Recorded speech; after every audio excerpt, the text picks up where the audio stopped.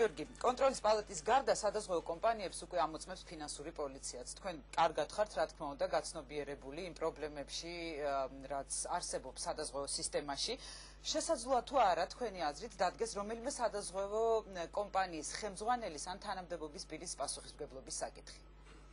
აღნიშნულთან დაკავშირებით მოგახსენებთ, რომ ჩვენ ეს დასკვნა, რომელიც საჯარო გავხადეთ, წარმოადგენს ჩვენი წინასწარი მონაცემებს, წინასწარი აუდიტის შედეგებს. ამ ეტაპისათვის ჩვენ უკვე დავიწყებთ აუდიტორულ პროცესებს, რომელიც შეესაბამება გამოვლენილ მაღალ აუდიტორულ რისკებს. ამ პროცესების შედეგად ჩვენ შევადგენთ შესაბამის დასკვნას, რომელსაც თუ ის შეიცავს სამართალდამცავებს დაკავშირებულ სისხლის სამართლის დანაშაულთან, აუცილებლად მიუწოდებს სამართალდამცავ ორგანოს, რომელიც შესაბამის ღონისძიებებს გაატარებენ.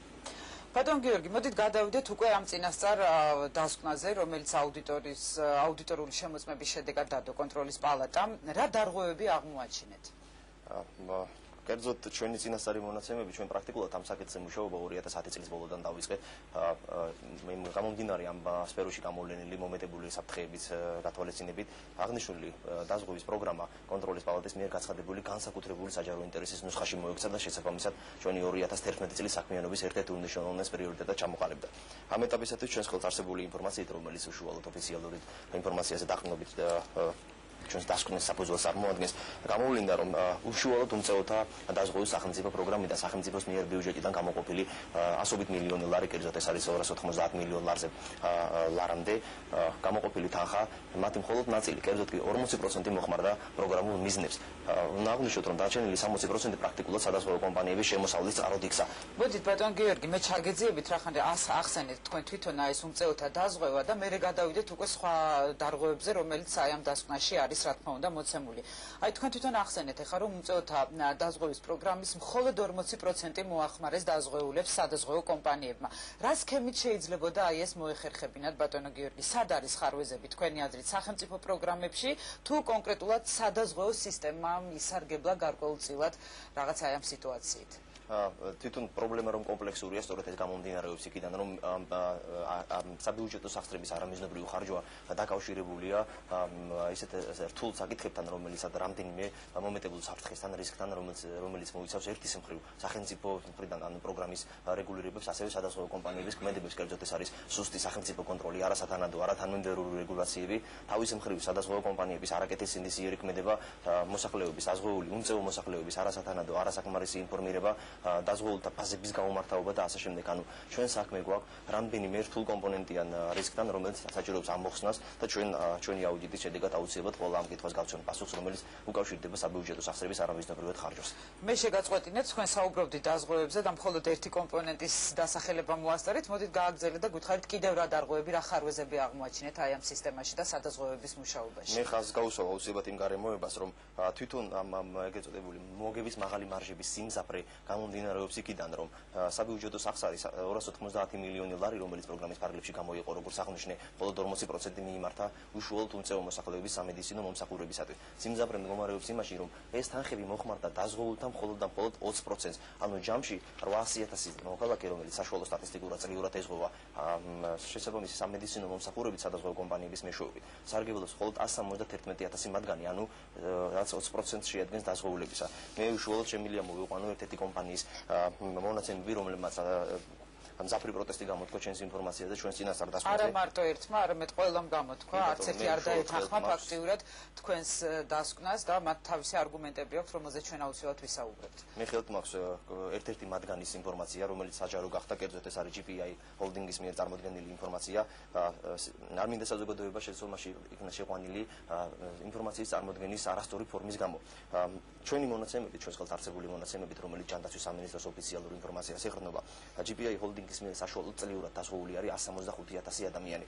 მათი მონაცემებით იგი ემთხვევა ამ მონაცემში, ამ კომპონენტში, თუმცა განსხვავება სწორედ ინფორმაციის წარმოდგენის ფორმაშია. ისინი ამბობენ, რომ ამ 4 წლის განმავლობაში 2007-2010 წლების განმავლობაში 91,000 ადამიანმა ისარგებლა, ანუ თითქოს და 151,000 მოქალაქიდან, რომლებიც დაზღვეული არიან, 91,000 ადამიანმა შეძლო დაზღვევით სარგებლობა, რაც უკვე 60%-ია მომსახურების დაზღვეულთა რაოდენობის. თუმცა არავის არ გაუთვალისწინებია, რა თქმა უნდა, სადაზღვევო კომპანიებს გულისხმობთ, რომ ეს არის ჯამი 4 წლის, ანუ საშუალოდ ისინი წელიწადში 150,000 დაზღვეული მოქალაქიდან ემსახურებიან მხოლოდ 20,000. ეს არის ეს ციფრი არის 4 წლის ჯამი, ანუ ჩვენ სტატისტიკურ მონაცემში წარმოდგენილი ინფორმაცია აბსოლუტურად ზუსტია, საშუალოდ კონკრეტულად GPI ჰოლდინგის მიერ 160,000 დაზღვეული მოქალაქიდან მომსახურება გაუწიეს მხოლოდ 30,000 მათგანს. გასაგებია, მე მგონი აი ამ თემასთან დაკავშირებით აინტერესებს სწორედ სტუდიიდან მოამბის წამყვანებს რა კითხვა აქვს თქვენთან და მოусმინოთ ახლა მათ. ბატონ გიორგი, საღამოშიდობისა. საღამოშიდობისა. თქვენ შენიშვნებზე საზღვაო კომპანიებს საკუთარი არგუმენტები აქვთ.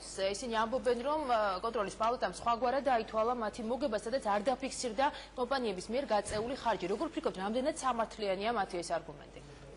ჩვენ მინდა ხაზი გაუსვა იმ თავითვე გამოურიცხო ჩვენი დამოკიდებულება ამ პრობლემისადმი იმგვარად, რომ არ შეიძლება ვიგულისხმოთ ამ დარჩენილ მარჟაში 60%-იანი მარჟაში, რომელიც პრაქტიკულად სადაზღვევო კომპანიების შემოსავლებს წყაროთ იქცა, არ ჩვენ ამ თანხას არ ვანგარიშობთ წმინდა ეკონომიკური კუთხით, ეს არ არის წმინდა მოგება და ასე შემდეგ. ჩვენ ვამბობთ, რომ თუ სტატისტიკურად აღებული 100 მილიონიდან მხოლოდ 30-40 მილიონი მოხმარდა ჩვეულებრივ უმწეო მოქალაქეს, ეს 60 მილიონი დარჩენილი 60% რა მნიშვნელობა აქვს ადმინისტრაციული რესურსის სახით იქცა მათ ხელფასებში, მათ ფუფუნებაში და სხვა სიკეთეებში დაიხარჯა, თუ თუნდაც გადასახადი იქნა გადახდილი. ჩვენ ამ კუთხით არ დავობთ, ჩვენ გამოვდივართ იმ ერთი მოცემულობიდან, რომ სახელმწიფოს და დაზღვევის სახელმწიფო პროგრამის უმთავრესი მიზანი გამოყოფილი საბიუჯეტო სახსრებით, რაც შეიძლება მეტმა დაზღვეულმა უმწეო მოქალაქემ შეძლოს ამ სიკეთით, ამ სამედიცინო მომსახურების სარგებლობას, აი ამ მიზანს უშუალოდ საფრთხე ემუქრება. მე აი ერთ კონკრეტულ არგუმენტს მოვიტყვან, რომელზეც სადაზღვევო კომპანიები საუბრობენ, ეს არის ის, რომ მათი ხარჯი ძალიან დიდია ჰოსპიტალურ